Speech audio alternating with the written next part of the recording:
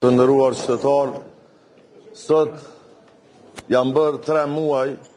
prej kur i kemi mbajtur zgjedhjet parlamentare në vendin tonë dhe po bëhen 3 muaj prej kur verdikti i qytetarëve të vendit tonë është duke u dhunuar nga qasja imponuese e lëvizjes vetëvendosje, e cila erdhi dhe sot për të 13 herë këtu në Kuvendin e Kosovës dhe pamundsoi konstruimin e Kuvendit Republikës. Vërtet është vështirë që të gjindem fjalë për ta shpjeguar këtë situatë që është bërë tragjikomike, por unë edhe një herë në emrin e Partisë Demokratike të Kosovës e shpreh vullnetin ton të konfirmuar sa herë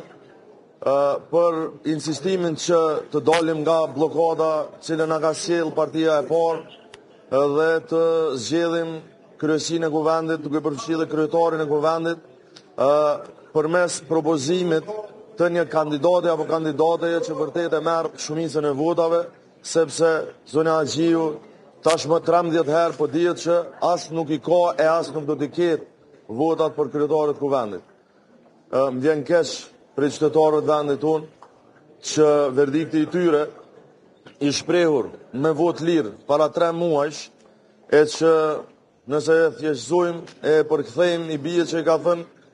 secilës parti që nuk mundi me qeveris vetë, që sundimin i partia ka marrë fund, e që duhet ketë kompromis e duhet ketë diskutim e bashkëpunim, pra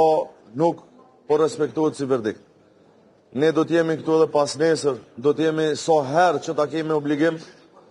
por normalisht që do ta kemi qëndrimin e njëjtë, që ka nevojë për diskutim, ka nevojë për një rrugdalje. E rrugdalja është e qartë që duhet ndrohet kandidati, në këtë rast kandidatja, dhe të vihet me një kandidate apo kandidat që vërtet dihet që mundet me marrë shumicën e votave deputetëve. Faleminderit shumë, nëse keni pyetje, po urdhna.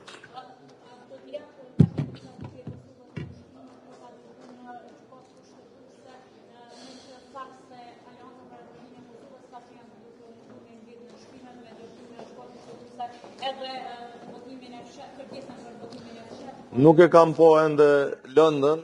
sa po u njoftova, ju dini që për sa i përket dërgimit të rasteve të caktuara në gjykatën kushtetuese, Partia Demokratike vetëm gjatë mandatit të ish qeverisë Kurti kemi dërguar 11 dhe kemi fituar 11, por kemi ekspertizën e duhur për me i vlerësu a duhet me u dërgu diçka, do ta shqyrtojmë pa paragjykim dhe do të marrë mendimin e ekspertëve të PDK-s, pastaj do të komunikoj edhe me kolegët edhe nga AK-ja. Po urdhna.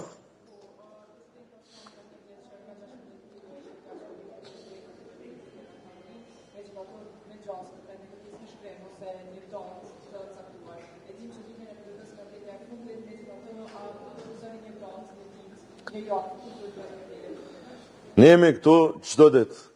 Çdo 2 ditë në Kuvend, po çdo ditë në Kosovë. Dhe kur do që presidentja përmes mandatit saj edhe kushtetuese dhe ligjor dhe realisht mandatit vetëm legjitim që ka tash, se ne s'kemi as kryeministër as kryetar Kuvendit, ka mbetë vetëm presidentja nga krerët e shtetit, unë besoj që do t'i përgjigjemi një kërkesë të tillë, kështu që nuk më takon mua që t'ja caktoj apo t'ja përcaktoj datën, po besoj që ka mjaftueshëm edhe staf kabinetin e saj që ta koordinoj ta quaj kështu një datë të përshtatshme për gjithë, por sa më herët aq më mirë, sepse ne kemi mbetur në një ngërç vërtet të tepruar tashmë. Është 13 herë që vim këtu. A duhet më ardhë dhe 13 herë tjera në mënyrë që të ketë një rrugdalje? Shpresoj që jo, nuk do duhej as të vinte deri te kjo situatë që jemi, sepse është në dorën e lëvizjes vetëvendosje që tash bllokoj me propozimin e kandidaturës pranueshme.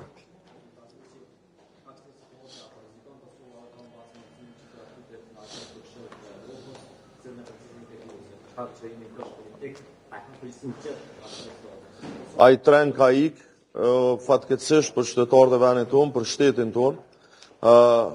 për shkak të kryenetësisë të ish qeverisë, për shkak të kryenetësisë dhe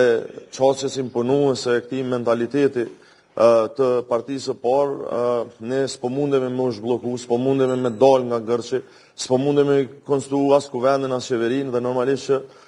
nuk do të kemi mundësi që këtë vit të pranojmë në Këshillin e Evropës, gjë që është për keqardhje. Kjo mundësi ka qenë para 2 vitesh absolutisht jo vetëm e mundshme, por ka qenë krejtësisht e realizueshme, edhe në atë kohë. Përkundër ftesave që kemi bërë prej pozicionit opozitar, atëherë këta nuk i kanë ndërmarrë veprimet e duhura, kështu që po, Këshilli i Evropës besoj që për fatin tonë të keq është rasti humbur këtë vit. Shpresoj që me një qeveri tjetër, me një qeveri të re, një qeveri që ne kemi propozuar dhe e favorizojmë nga partitë që kanë qenë në opozit, ne do të kishim një tjetër sukses në raport me Këshillin e Evropës, por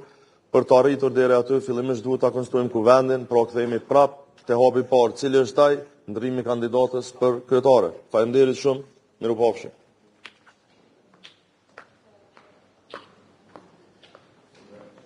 Përshëndetje. Atëherë, Zoti Dehari nuk na dha fjalën të shprehemi në kuvend. Unë aty u drejtova që ai mundet me naftu edhe 48 herë, çdo 48 orë, po si Lidhje Demokratike e Kosovës nuk kemi vota për ndryshimin e mënyrës së votimit. Dhe tani më lejoni t'ju them që të mos përsëris atë çfarë kemi thënë para 2 dite, po më lejoni t'ju informoj që sot kemi mbledhur nënshkrimet e disa deputetëve, të cilat do të vazhdojmë t'i marrim disa prej tyre, sepse edhe koha ishte shumë e shkurtër në seancë plenare. Si deputet nënshkrues do të kërkojmë të hanën, do e dorëzojmë një kërkesë të zyra e rregullatorit të energjisë për anulimin e 2 vendimeve. Anulimin e vendimit për të hyrat maksimale të lejuara për operatorët e energjisë elektrike, e cila ka rezultuar në ngritjen e çmimit të energjisë elektrike në 16.1%, në mënyrë që të parandalojmë një valë të re të inflacionit, dhe gjithashtu